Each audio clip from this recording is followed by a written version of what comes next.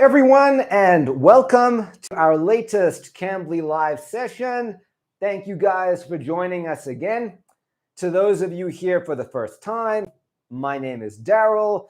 I'm going to be your tutor for today. This is actually part 2 of another Cambly live session we did before.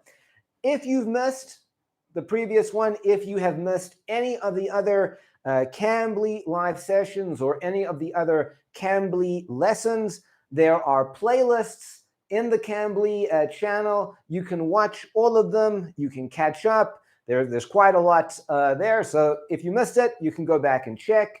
And of course, today's lesson is also going to go there. Please, if you're in the chat, send us a message.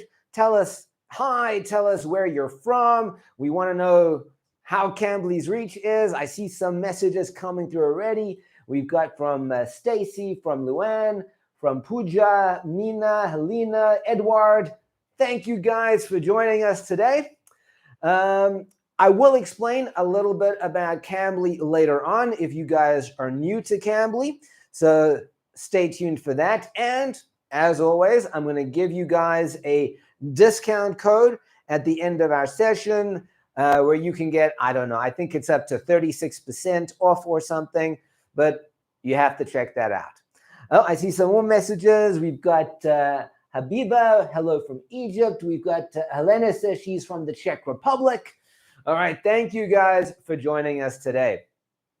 Oh, and we've got Stefania from Italy. I hope I'm saying all these names correctly. All right, so what are we going to be doing today? It's the second part of our idioms for daily life. So we're going to quickly go over again what that means and what type of idioms we're talking about. Ooh, I see some more. We've got Riju from Nepal. And then we're going to, once we've done our little revision, we're going to go through some fun idioms and explain them. Now, remember, today is an interactive lesson. So when we do an idiom, I want you guys to write in the chat, write a sentence or a situation where we could use that idiom. That way also I can see that everyone understands it and is using it correctly.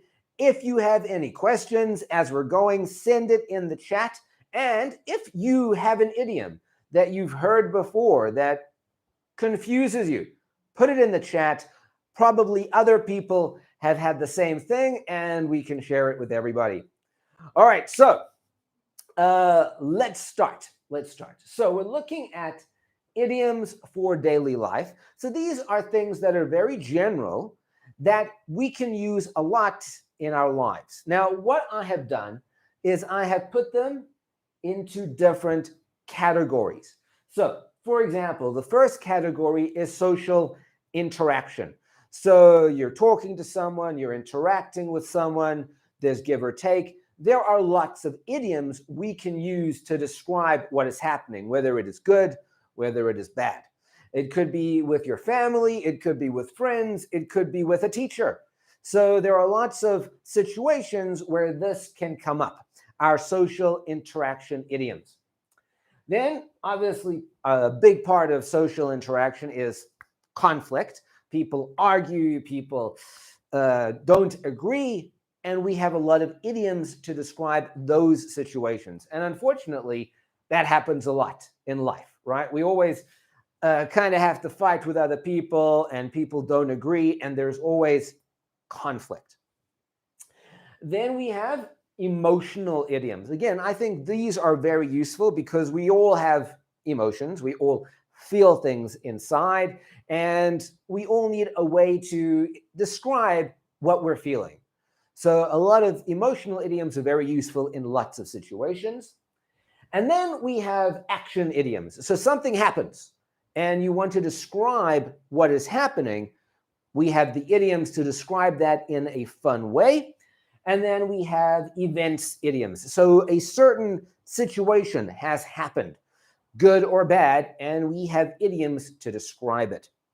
Remember, the reason that we have idioms in general is because they are a fun way to say what is happening. It is figurative language. It's not just saying this has happened. It's using a different way of explaining the situation that makes it interesting. All right, so let's start. Some of these will sound a little strange. That's good.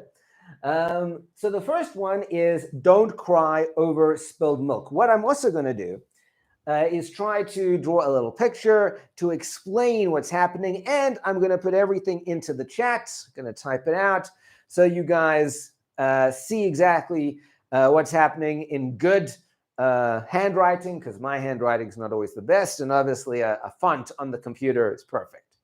All right, so don't cry over spilled milk. What does this mean? I'm going to draw a little picture of a jug, all right, and all the milk has spilled on the table, all right, so don't cry over spilled milk. What it means is don't get upset over something that has happened already. So I'm going to write it down and then explain it. So don't get upset. And I'm going to just summarize here over the past. Now, the past doesn't mean it's something long ago. So, for example, all right, let's say that someone had a car accident, all right, which is pretty big. And now they have to pay money to get the car fixed. Maybe they have to pay money for the other person's car. It's a big thing, all right? So that person is obviously going to be very upset. But what you could say to them is, it's happened. There's nothing you can do. You can't go back into the past and make it unhappen, right? So you could say to them, don't cry over spilled milk. It's happened. The milk is on the table. You can't get it back into the jug. It's never going to happen. So that's what it means. Something happened. Don't get upset about it. Let's look at another example. So that was a car accident. Maybe we can say that someone spends money on something, all right? And what they get in return, they buy something online and they get something that was not what they expected. And they can't get a refund. They can't get their money back. They have the clothing that doesn't fit. They have the toy that doesn't work. They have the thing that's wrong. Again, don't cry over spilled milk. It happened. You spent the money. It's gone. All right? Don't get upset over and over about the past, about what has happened. So again, I want you guys to start writing some examples of when we could use this. It's a very general expression. So many things we can say this. It doesn't have to be about money or about the car. It could be about a relationship. Remember, a lot of these are about also human interaction. So let's say there is a guy and a girl and they're in a relationship, and then something happens and they split up. Maybe the guy cheats or the girl cheats, or they have an argument and they split up. And then you're going to get upset about that because you were in the relationship for a long time. You spent a lot of time there. Your friend could say, listen, it happened. Don't cry over spilled milk. Don't get upset and upset and upset over the past. Move forward. All right, so that's don't cry over spilled milk. So that's number one. Then another one, this one sounds a little strange. Add fuel to the fire. All right, so I'm going to try to draw a little picture of fire here. All right, and what I'm going to do is I'm going to add fuel and then make it bigger. All right, so that is me. Fuel is extra stuff to burn. So we had a little fire. I put on some more wood. I put on some gasoline. I put on some leaves, and now it's getting bigger. All right, now it's not really a good thing to do. Obviously, you want to have your fire controlled. But what does this mean as an idiom? What it means is to make a bad situation worse. I'm going to write that down. Oh, and then I must type out. Don't cry over spilled milk. So this is make a bad situation worse. So let's say, good example here, is people are having an argument. Okay, the argument is the fire. All right, it's not good. It's burning. It's getting bigger. It's getting out of control. And then someone comes in and they say something about one of them that makes the argument even worse. And so that person is adding fuel to the fire. They're making the bad situation even worse. So the argument was bad enough, and now we know something about this guy, and so now it's getting worse and it's getting bigger. Another situation could be, all right, let's say we're in a company, all right, and we're trying to produce a product and to sell that product, and it's not selling so well, all right? That is the fire. It's a bad situation. We've produced the product, but it's not selling. So now, let's say one of the people that works there, they start spending money on advertising that doesn't work. It's more money that's going out, and again, the sales are not working. We could say, again, you're just adding fuel to the fire. You're making this bad situation even worse. So we had the fire, and now you're making it bigger. So again, we can see that it relates to social interaction. It relates to action idioms. We could even say that this is an emotional idiom because sometimes the fire can be internal. All right, so you could feel very depressed, very sad yourself. We all feel that way sometimes. And then maybe your brother or your sister says something mean, something bad to you. And you could think to yourself, he's just adding fuel to the fire. He's just making what I feel even worse. So again, it's a very general expression, very useful in lots of ways, and it's fun to say, fun to talk about. It's fire. All right, let me type these up. I see we've got some examples here. So firstly, let me type up, don't cry. Don't cry. Oh, my typing is bad today. Over spilled milk. And what that means is, like we said, don't get upset about something that has already happened. The car accident, etc., the breakup. Don't get upset. It happened. You can't change it. And then we had this one, add fuel to the fire. And this means make a bad situation worse. And I'm going to write here that this situation could be emotional, or it could be an event, or it could be anything. And we've got some examples here. So Adnan says, we have failed the test and we shouldn't. Oh, this is a good one. All right. So Adnan says, we failed the test, but we will not cry over spilled milk and try again. Yes. So this is a perfect example. You failed the test. It happened. All right. You can't get upset about it all the time. Go forward. Try again. Excellent. And we got another one here from Helena. Ooh, Osa, you failed your exams this year. Do not cry over spilled milk. It's too late anyways. That's it. All right. So I hope you guys have not had an experience where you did badly in an exam, that it's come up like this, but that's perfect. Yes, it happened. Don't get upset about it. Move on. And ooh, this is a good one again from Adnan. Overthinking will add fuel to the fire. Be mindful and talk to your boss. Ooh, I like this one. This is so interesting. So this is again emotional. And what Adnan says here is overthinking will add fuel to the fire. Talk to your boss. Be mindful. Get it out there. So there's a situation that's happened and someone feels perhaps a lot of tension and anxiety inside, and they're overthinking and they're making that anxiety worse. They should just talk to their boss about it. Whatever happened, get it out. Really good example. Very nice. And then we've got Helena. She lost her grandmother. Be kind to her. Do not add fuel to the fire. She is already sad. All right. Also, very good example. Again, we can all feel emotions like that. So in Helena's example, someone is feeling very sad. They lost their grandmother. And you're telling someone, listen, don't add fuel to the fire. Don't make her feel worse. Very good examples. Excellent. All right. If I had like gold stars, I would give you guys gold stars. All right. Let's look at another one. So this one sounds violent, which is to be at each other's throats. All right. I'm going to try and draw a little picture of two people holding each other like that. So we've got this guy holding this guy's throat.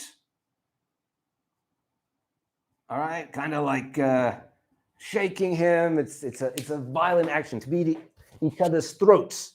So what does this mean? This is, well, let's look at where it comes from first. So to be at each other's throats, when a wild animal wants to kill another animal, like a lion wants to kill a deer, or a dog wants to attack someone, or even when a cat wants to attack animals, what they do is they go for the neck. The reason for that is that there is a big vein. I think it's called the jugular vein, which is in the neck. And if you cut that, the person will die very quickly, because it's like they will bleed very quickly. The animal will bleed very quickly and they will die. So here we're using that. We're talking about trying to go for someone's throat, trying to attack them in a violent way. But it's not physical, all right? It's not like people are physically attacking. It means that you are arguing in a big, big way, all right? So the argument is really, really getting out of hand. You're at each other's throats, all right? And it could be something that goes on for a long time. So you could say the husband and wife, they are always at each other's throats. They're always arguing. We could say it about brothers and sisters and siblings, often are at each other's throats. They argue and it gets very, very big. So that is to be at each other's throats, to have a big, big argument. I'll use two bigs here. A big, big argument, and it could be something that goes on for a long time.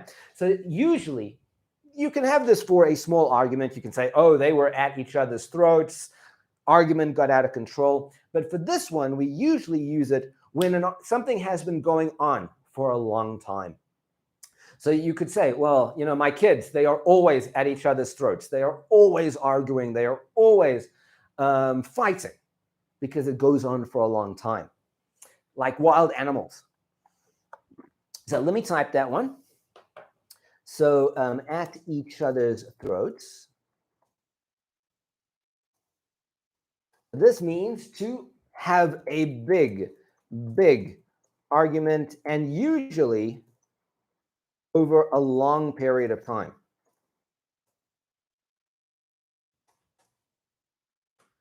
All right, so again, send me some examples of how you would use that. Adnan and Helena, you had such good examples. Send some more about this one.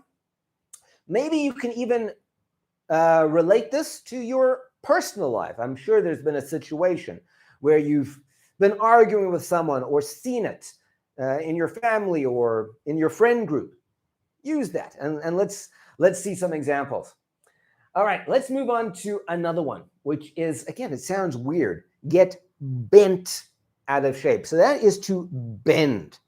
All right, and we would talk about a person like this. We would say, Tom is getting bent out of shape over this. Or we would say that my boss getting bent out of shape over this. So what does it mean? Are we taking the person and bending them? We are not. I'm going to draw a little picture, though, to kind of illustrate that. So to get bent out of shape means, my drawing is not good here. This person has a really bad neck problem, but that's what it means. We are getting bent out of shape.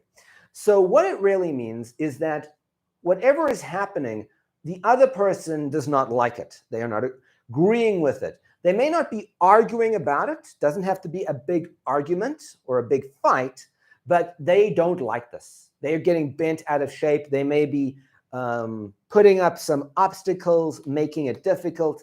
Whatever is happening, they are getting bent out of shape. They do not like this. They're becoming upset about the situation. It's not working for them.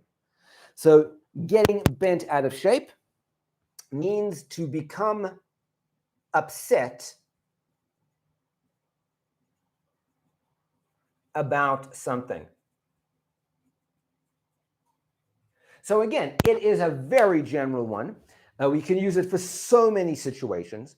So let's say that there's a family unit again, and the father allows his son to drive his car, but now the son takes the car whenever he wants, and the father doesn't have a car. So the father will be bent out of shape about this. He's getting upset about the situation. All right, something needs to be done. Again, it could be about something in a relationship. So maybe the girlfriend does something the boyfriend doesn't like, and he'll get bent out of shape about that. All right, he becomes upset. He becomes angry. All right, I see there are some more examples here. Ooh, we've got from Riju. They are at each other's throats at the property dispute between them. Oh, this is interesting. So here we have a legal property dispute, and they're at each other's throats. This is a great example because in court, when there are lawyers and courts and laws, often people get very upset. And they will. I've seen it in courts. They will shout at each other and they will be at each other's throats. That's a great example. Then we've got Helena. When the family talks about politics, they always start to be at each other's throats. Again, perfect example, and it's true. Whenever you talk about politics with family, with people, with anybody, you're going to be at each other's throats because everyone believes something different. And people are often very upset about that. Yes. All right. And then from Adnan, families who are at each other's throats should give each other space. This is really great. And I'm going to write that down because we've got another idiom there. So when a family is arguing and they're shouting and screaming, they should give each other space, which means they should go away from each other for a little bit. That is a good idiom. I'm actually going to put it over here. Give each other space.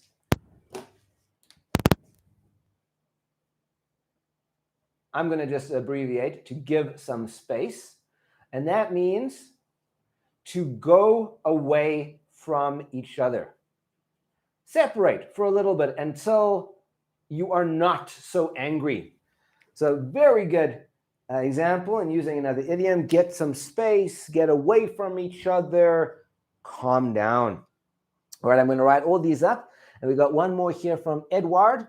Politicians before elections are ready to get to be at each other's throats. Again, very, very true. Politics does tend to do this. It brings out the bad in people. All right, very good examples. Let me write all of these up. So what did we do here? We said get bent out of shape, which means to become upset about something, anything. You could be bent out of shape about anything. And then we had this new one from Adnan, give each other some space, which means to separate from each other for a little bit to calm down, a little bit of time, small amount of time to calm down. Excellent. Oh, and we've got now an example here from Helena. All right, he is getting bent out of shape when someone tells him he should learn more if he wanted to get a better grade. Again, a very good example. So someone was studying for an exam, and they didn't study so hard, and they didn't get a good result.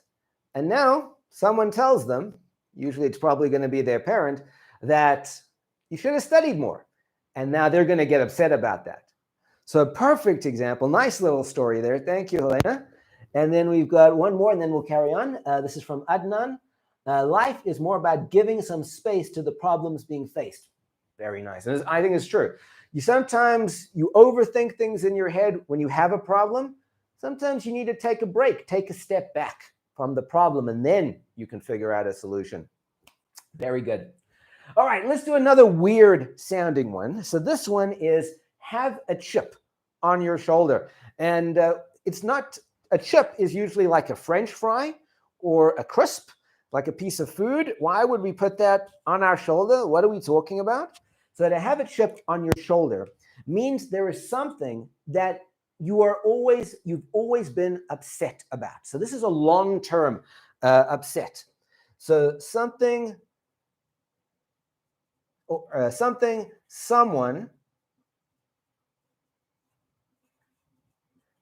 has been upset about for a long time.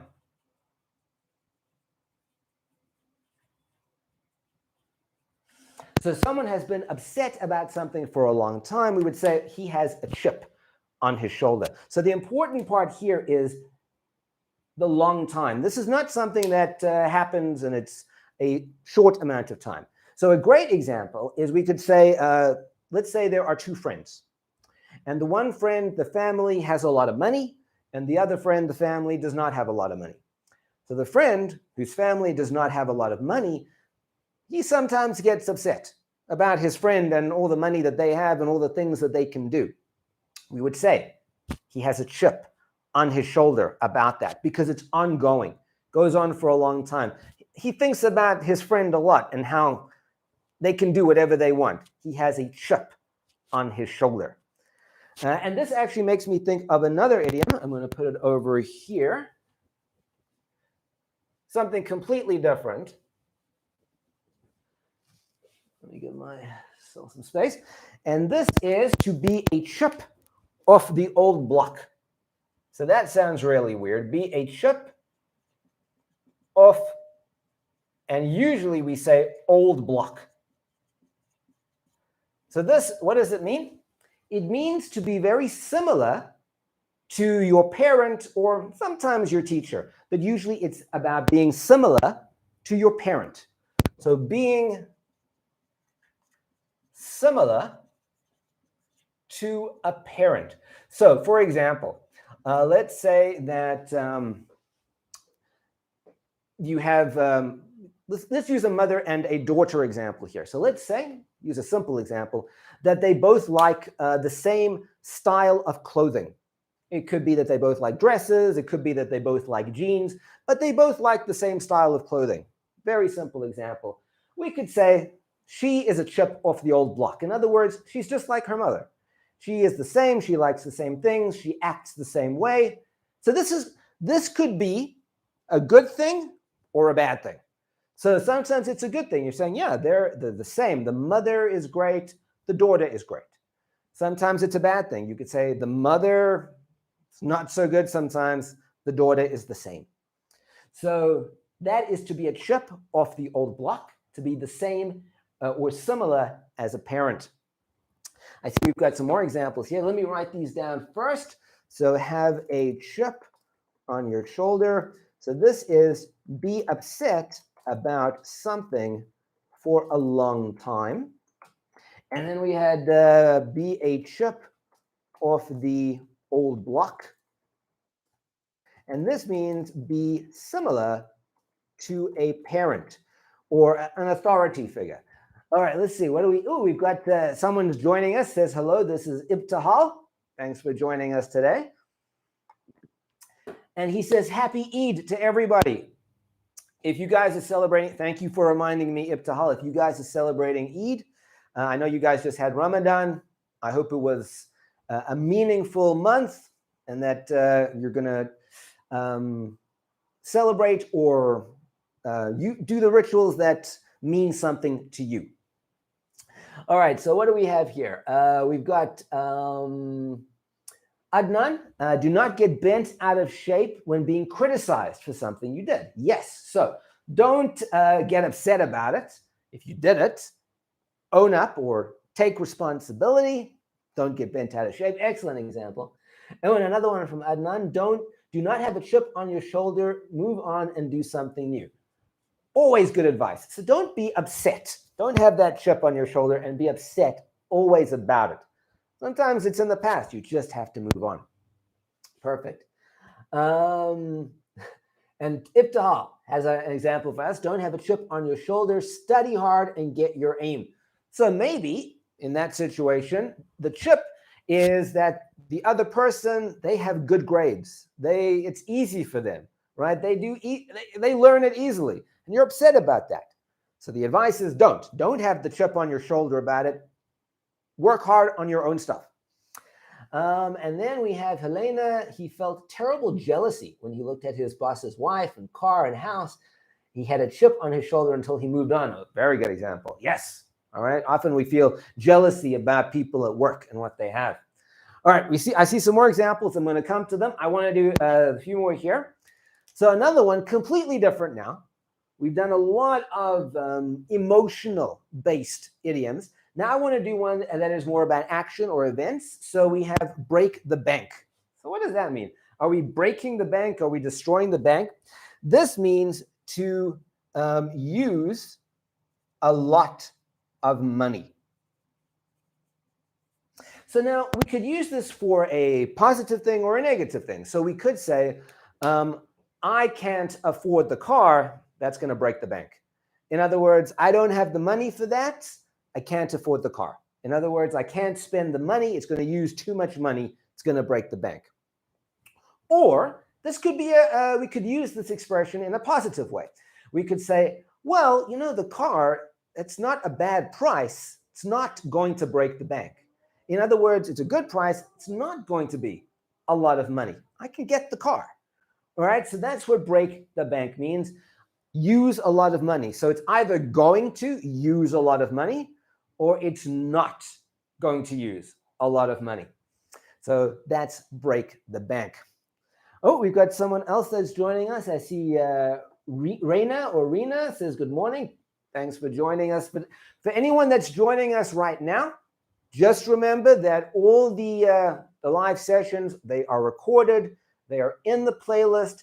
So if you want to catch up on everything we did when the lesson is over, go to the playlist, check it out. So it's right there for you.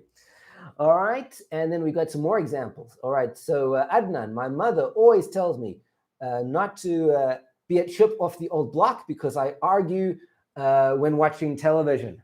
All right. So this is another good example. All right. Here, Adnan's father he likes to argue with the television. He likes to say things to the television. And Adnan sometimes does that as well, or argues when watching television. And his mother says, don't do that. Don't be a chip off the old block. Don't be like your father. All right. Good example.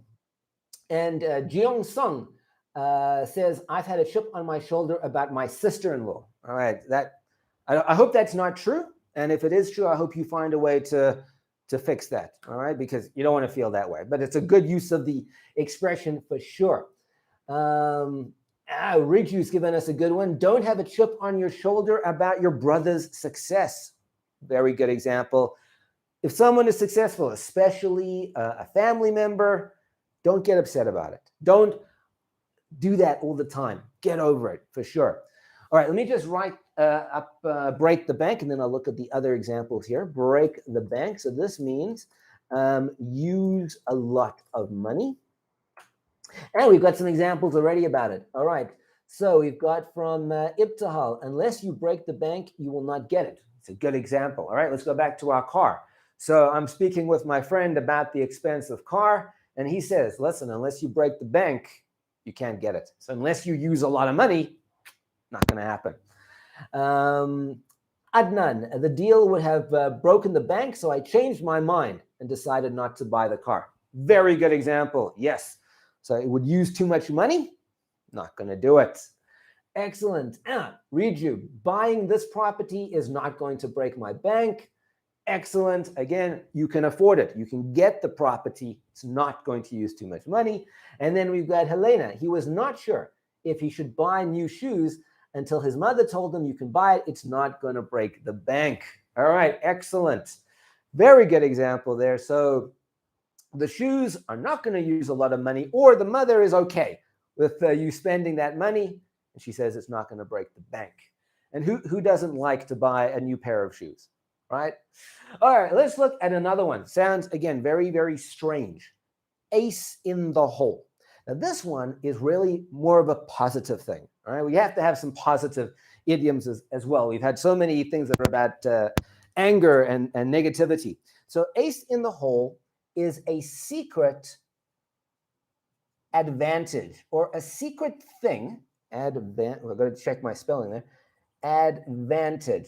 So it's a secret thing that is going to help you. Now, where does the expression come from before we look at an example? So an ace is when you play cards, you have the ace. All right, so this is the ace of clubs. So when you play cards, the ace is usually like the highest value, the highest card value. If you play blackjack, it's going to be 11. It can count as 11. When you play poker, it has the highest value. So if you have an ace in the hole, it means you have something secret of high value that you can use. So that's where the expression comes from. Now, where could we use it? Again, we can use this in lots of different ways. We've talked about exams in our chat. So let's use that. Let's say that the person is studying for the exam, they're studying hard, and then we could say they have an ace in the hole. In other words, they have a secret way to learn that's going to allow them to do better than everybody else. So that's how we can use this. We could say, oh, well, he gets good grades because he has an ace in the hole. Maybe he has a very good tutor. Maybe he goes to a good school. Maybe he goes to Cambly and he gets very good tutors to give him lessons. Whatever it is, he has a secret advantage. He has a secret thing that helps him in some way. That is the ace in the hole. And I really want you guys to send some examples for that. We've looked at a lot of examples that are about emotion. Let's look at something positive. So I'm going to type this out. So we have an ace in the hole, and this means a secret advantage. Secret advantage that will help you do something. And I'm actually going to write another one that is related to this. That is the same thing, but I'm going to put it over here. So often you would say, instead of saying you have an ace in the hole, you would say you have an ace up your sleeve. An ace up your sleeve. Now, again, this is coming from playing cards.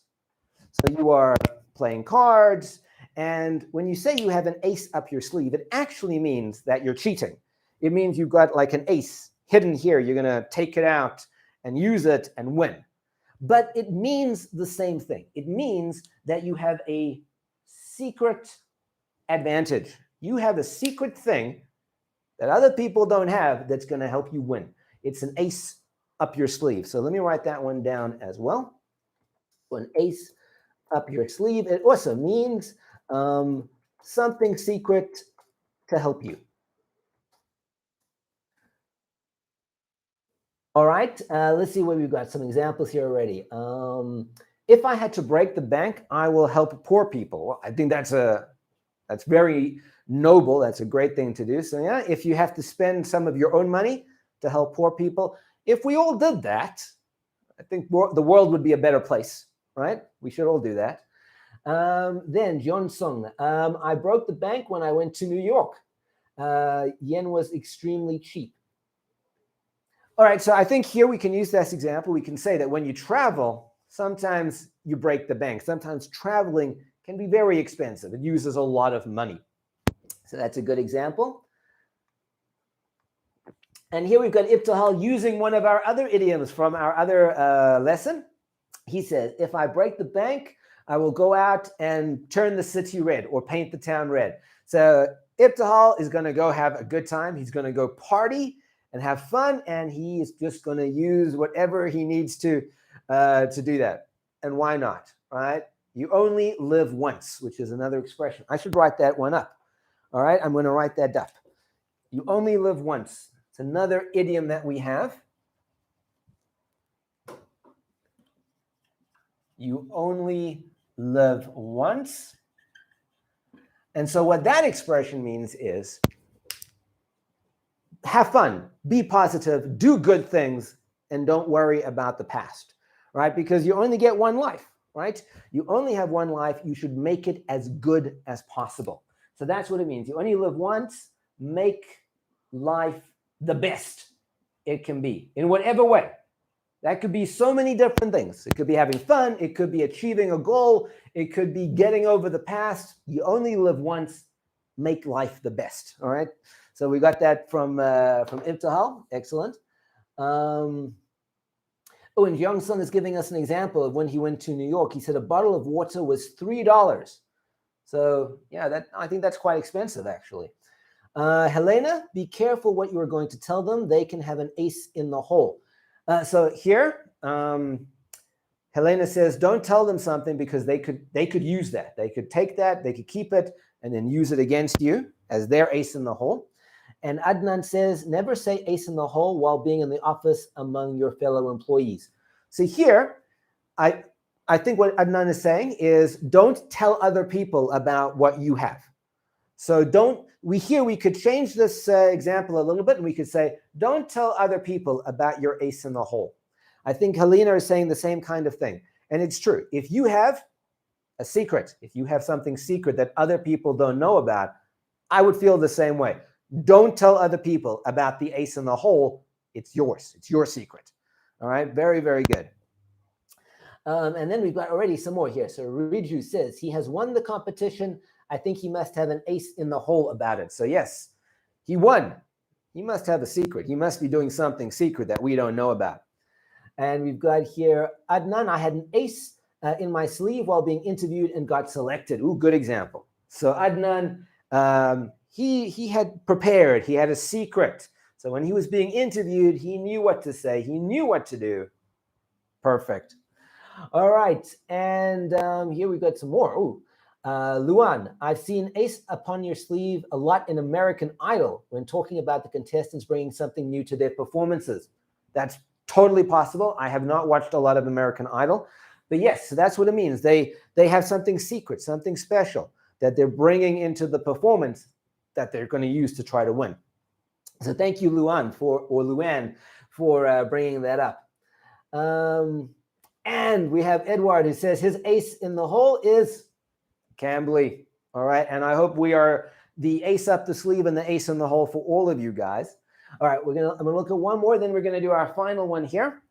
So we have Helena. It is impossible to pass your test without learning if you do not have an ace up your sleeve. Yes. All right, so if you don't learn and you don't have anything else, you're not gonna pass. You need something special, something secret. All right, let's look at our final one here, which is to be on the same page. All right, I'm gonna draw a little book here. All right. And we are on the same page. What does it mean? It means two people are in agreement. Two people understand the same thing. All right, let me put it over here.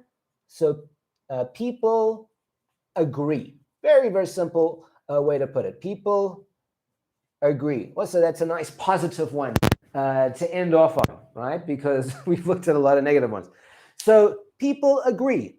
Now, this could mean a lot of things. We could agree about a lot of different things. So let's say we're at work situation, and the boss says, are we all on the same page? In other words, do we all understand? Do we all agree on what we need to do? And yes, everyone would say, we're on the same page. We agree, we know what we need to do. It could be in a class, right? So I could say to you guys, are we on the same page? Do we understand? Do we agree with each other? We know what's happening.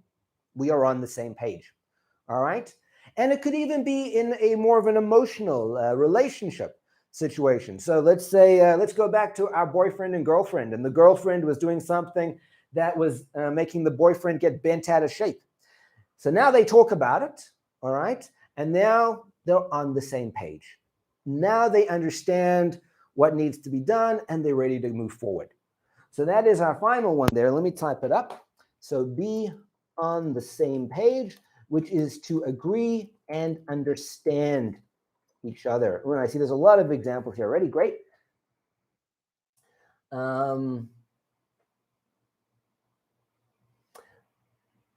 So Adnan says, I and my company fellows were on the same page and we did the project successfully. Perfect. Everyone understood what needed to get done. And more of a social one, Riju, we're on the same page about the date of the party. So we agree. That is a good day for the party. We're on the same page. Excellent. All right. And Helena, do not argue with him. We should do it together. We're on the same page, so we need each other. All right. So Helena is like got a little story here. People are arguing and someone says, listen, we need to be on the same page. We need to understand each other. We need to work together to do this. Excellent.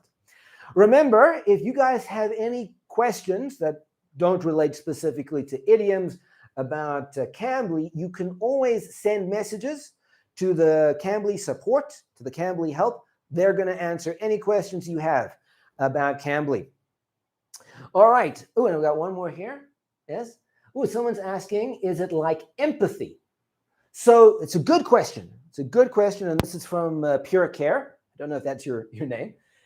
So Pure Care is asking, being on the same page, is it the same as empathy? Now, empathy means to feel what someone else feels. So it's not exactly the same. Being on the same page is more about understanding and agreeing. So see what I'm doing here. It's more about mental. It's more about thinking. So we agree on the same thing. We know what we need to do. We're not arguing. Empathy is more about emotion. So I feel what you feel. It's not about agreeing or understanding. I know that you feel bad. I know that you feel good. That is empathy. So that was a good question. We got something else here. Language learners who are starting after getting old, we are on the same page. All right, so people that are at the same stage of life that are learning, they understand each other. They're on the same page. They know what they need to do. They can obviously help each other. Thank you, Jung Sung.